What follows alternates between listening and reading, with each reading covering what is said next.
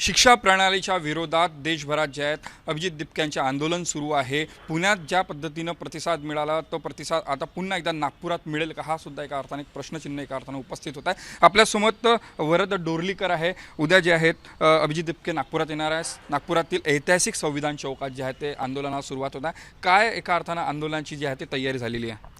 तयारी आता आम्ही जेवढेही मुलं आहे, जे पीडित मुलं आहे नीटचे, जसं आपल्या सगळ्यांना माहिती आहे पेपर लीकमुळे, त्यांना आम्ही अप्रोच केला आहे। आम्ही वेगळ्या इन्स्टिट्यूशन्स आणि ऑर्गनायझेशन्सला अप्रोच केलं आहे की तुम्ही जेवढा याला प्रतिसाद देऊ शकाल आणि आम्हाला सपोर्ट करू शकाल या ह्याच्यात तेवढे या। तर आतापर्यंत तरी आमचं असं एक्सपेक्टेशन आहे की 5,000 लोक संविधान चौकात उपस्थित राहतील उद्या अभिजित दिपके जींसोबत। आणि मला एक गोष्ट फक्त याच्यात सांगू इच्छितो मी की हा कुठलाही प्रकारचा एक पॉलिटिकल मूवमेंट नाही, कोणते पॉलिटिकल पार्टी आपल्या पॉलिटिकल बॅनर्ससोबत इथे येत नाही आहे।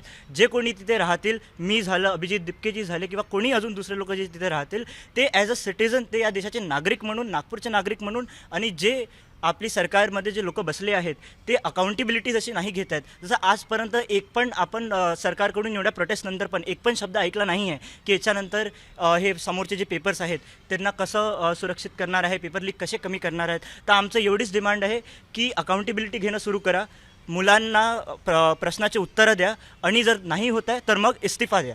वरद, एकूणच काय सांगशील, ज्या पद्धतीनं नागपूर हे जे आहे ते चळवळीचे स्थान आहे, या ठिकाणातून डॉक्टर बाबासाहेब आंबेडकर यांची ती दीक्षासुद्धा घेतलेली आहे, संघाचं एका अर्थाने हेडक्वार्टरसुद्धा आहे, अशा असताना नागपूरकडे संपूर्ण राज्याच्या देशाचं लक्ष लागले आहे। कशा प्रकारे आपण ही संपूर्ण जे आंदोलन जे उद्या आपण पार पडणार आहात? उद्या जसं तुम्ही म्हटलं की शिवाजी छत्रपती महाराजांची भूमी आहे ही महाराष्ट्र, आंबेडकर इथून निघाले, गडकरीजी, देवेंद्र फडणवीसजी, ते नागपुरात असून, ते नागपुराच्या कॉन्स्टिट्युएन्सीचे आपले लोकनेते असून त्यांनी पण आतापर्यंत याच्यावर काही म्हटलं नाही। तर आमचं हेच हेतू आहे की यांच्यापर्यंत ही आवाज पोहोचणं, या देशाला हे सांगणं की नागपुरात पण, जिथे RSSचं हेडक्वार्टर आहे, जिथे दीक्षाभूमी आहे, आणि या महाराष्ट्राची जी विदर्भाचे जे हे कॅपिटल आहे, इथे आमचं एवढंच म्हणणं आहे की या नेत्यांना कळलं पाहिजे की मुलं आता ऐकणार नाही आहेत।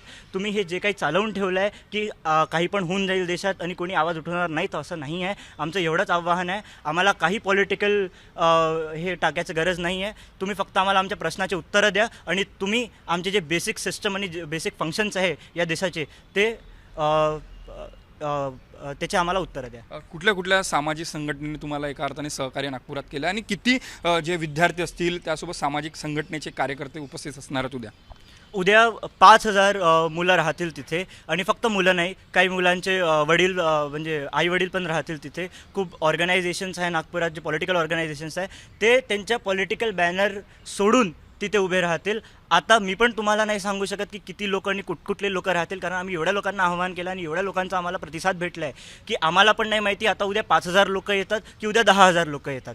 आमचं असं आतापर्यंत हे आहे की 5,000 ते 6,000 लोक उद्या संविधान चौकात राहतील। नक्कीच आपण बघू शकता की ज्या पद्धतीनं जे पुण्यात जे प्रोटेस्ट जे अभिजित दिपकेने केले, त्याच प्रकारचे एका अर्थानं प्रोटेस्ट उद्या नागपुरातील ऐतिहासिक संविधान चौकात होणार आहे, आणि त्या पद्धतीची लगबग, त्या पद्धतीचे आयोजनसुद्धा जे आहे ते आयोजकांनी जे आहे ते सुरू केलेलं आहे। कॅमेरामॅन मंगेश मोहितेसह तेजस मौतुरे, जय महाराष्ट्र न्यूज, नागपूर।